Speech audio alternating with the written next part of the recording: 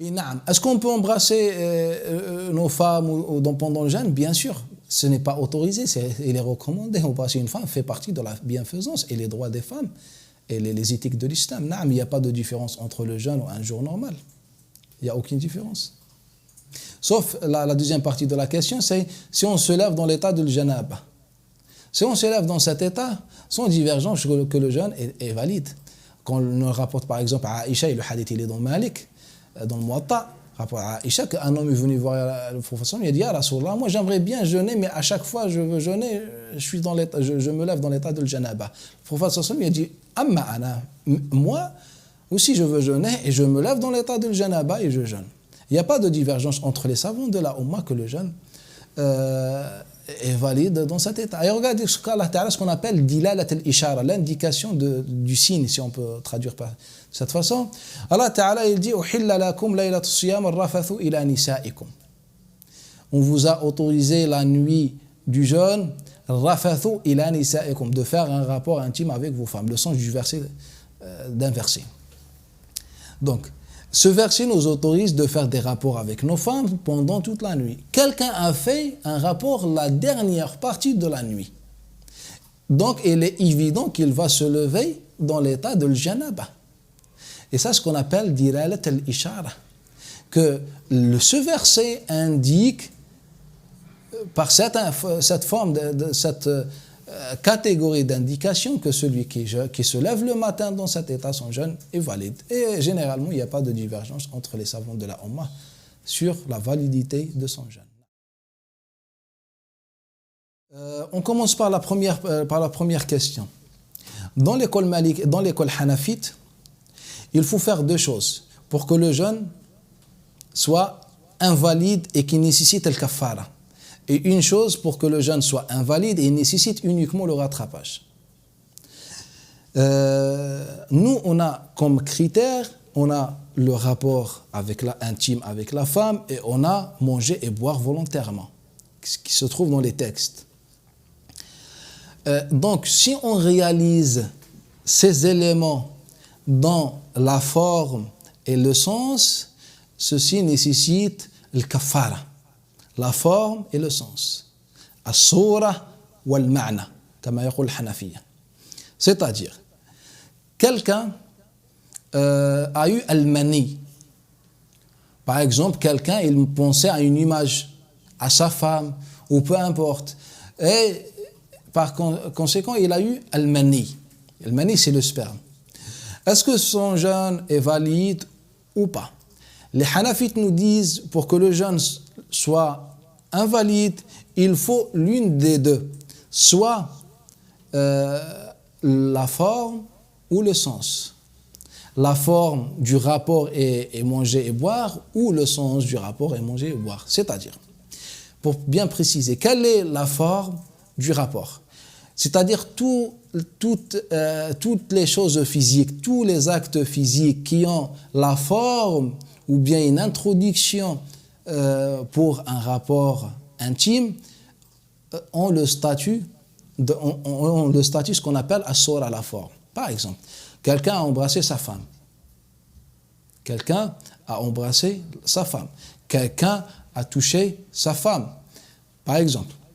Et donc là, on dit, si il perd ce liquide, son jeûne n'est pas valide.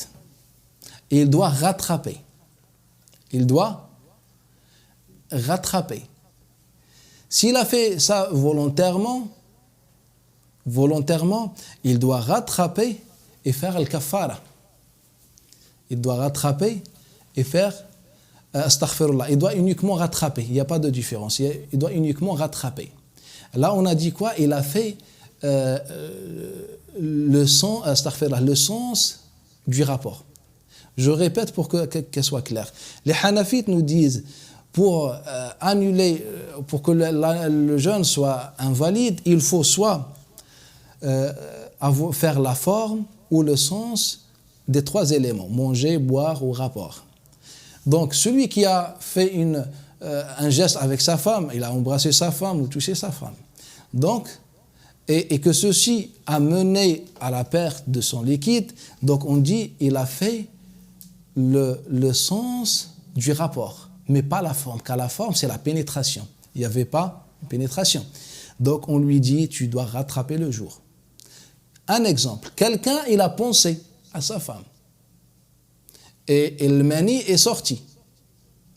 Quelqu'un, il a pensé, et le mani est sorti. Lui, son jeûne, il est valide. Pourquoi? Car il a fait ni le sens, la pénétration, ni la forme, les gestes physiques. Donc, il ne rattrape pas. C'est comme quelqu'un qui fait une sieste et il se lave dans l'état de janaba.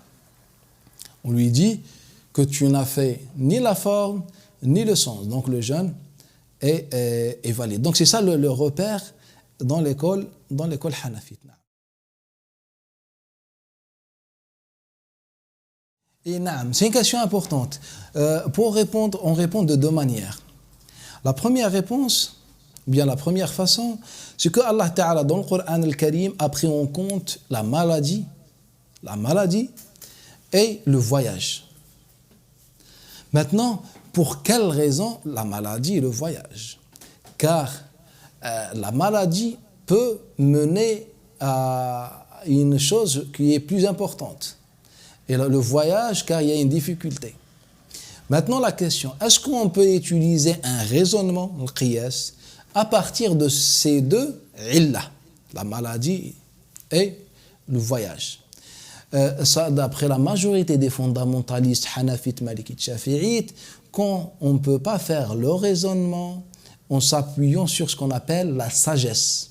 Car ça, ce qu'on appelle al-mashaqqa, éliminer la difficulté en islam, c'est une sagesse, c'est un but, un objectif. Et donc, la condition de l'illah, la raison, la cause, le critère, la condition de l'illah, donc, qu'elle soit zahira, mundabita, muttarida, d'après les hanafites, zahira, mundabita, muttarida, d'après les hanafites.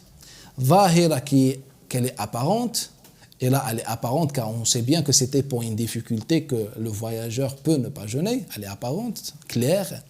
Mundabita, qu'elle soit précisée par un critère. Donc Allah nous a précisé la difficulté du voyage, par le critère voyage, as-safar. La difficulté de la maladie par le critère la maladie. Donc, on ne peut pas utiliser le raisonnement dans ce genre de illah sans divergence, bien d'après la grande, il y a une légère divergence, mais d'après la grande majorité. Car si on se réfère à ça, on ne va pas s'en sortir. Par exemple, le prophète sallallahu et Allah nous ont autorisé de faire raccourcir la prière. Par exemple, moi j'ai une difficulté. Par exemple, je travaille. Est-ce que je peux raccourcir les prières sans divergence que non? Je peux par contre, si je suis fatigué, prier assis, mais raccourcir, non. Donc on ne peut pas faire un raisonnement, sachant que le voyageur est moins fatigué que celui qui travaille dans le bâtiment, surtout avec nos conditions actuelles. Donc on n'utilise pas le raisonnement dans les illah qui ne sont pas précisés par la religion, qui sont vastes, qu'on dit al-illah ghayr al-mundabita. Et ça, c'est d'après la grande majorité des fondamentalistes. Il y a une légère divergence qui n'est même pas importante. Car si on ouvre cette porte, donc on va faire un raisonnement un peu partout. Donc toute personne a une difficulté. Peu importe le sens de la difficulté, mais il y a une difficulté. Qu'elle soit mentale, qu'elle soit physique, qu'elle soit autre chose. Mais la religion a pris uniquement la difficulté du voyage et la difficulté de la maladie. Sachant que dans l'époque du prophète sallallahu alayhi wa sallam, il y avait d'autres difficultés. Il y avait un voyage fort, intense, fatigant. Mais dans aucun cas, le prophète sallallahu alayhi wa sallam nous a dit on peut ne pas jeûner, malgré que le travail dans l'époque du prophète sallallahu alayhi wa sallam, c'était physique, dans la chaleur extrême.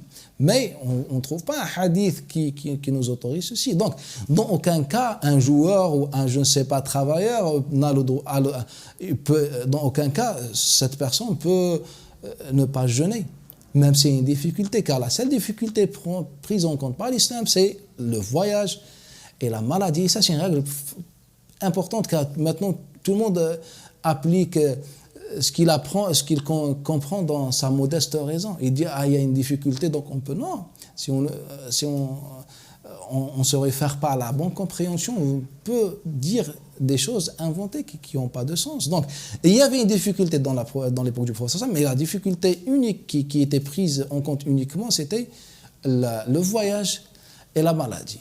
La deuxième réponse, la deuxième manière et façon, c'est par rapport aux individus. Par contre, on peut, dans des cas particuliers, de prononcer que c'est autorisé de ne pas jeûner.